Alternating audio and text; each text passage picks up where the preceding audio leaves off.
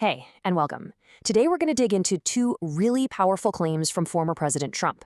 One is about a diplomatic crisis that could have ended in a nuclear war, and the other is about trillions, yes, trillions of dollars from trade.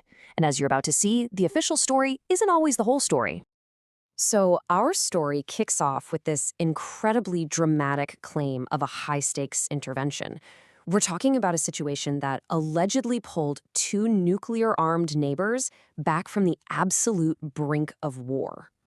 Now, that is the stark warning former President Trump said he gave to India's Prime Minister Narendra Modi. This was during a time when tensions between India and Pakistan were just incredibly high. It's a shocking statement, right? And it's the jumping off point for a really specific claim about how this whole crisis was supposedly stopped.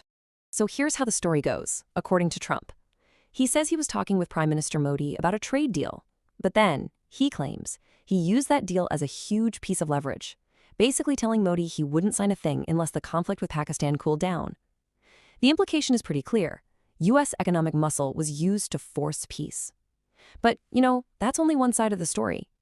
Because India's government came out with a completely different version of what happened, a story that is a complete direct contradiction to the former president's claim. I mean, just look at the difference here. It's black and white. The U.S. claim is that a trade deal was a central tool used to stop a war. India's official response, there was, and I quote, no discussion about a trade deal or any kind of U.S. mediation at any point.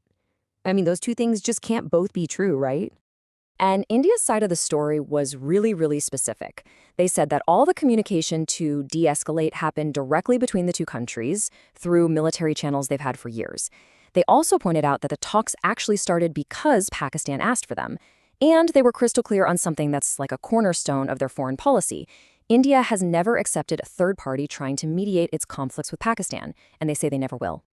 So this whole idea of using trade as this powerful weapon, well, it wasn't just a one-time thing for that diplomatic incident. It was actually a fundamental part of the Trump administration's entire economic message. You heard this a lot. The claim was that they'd secured these historic trade deals with countries all over the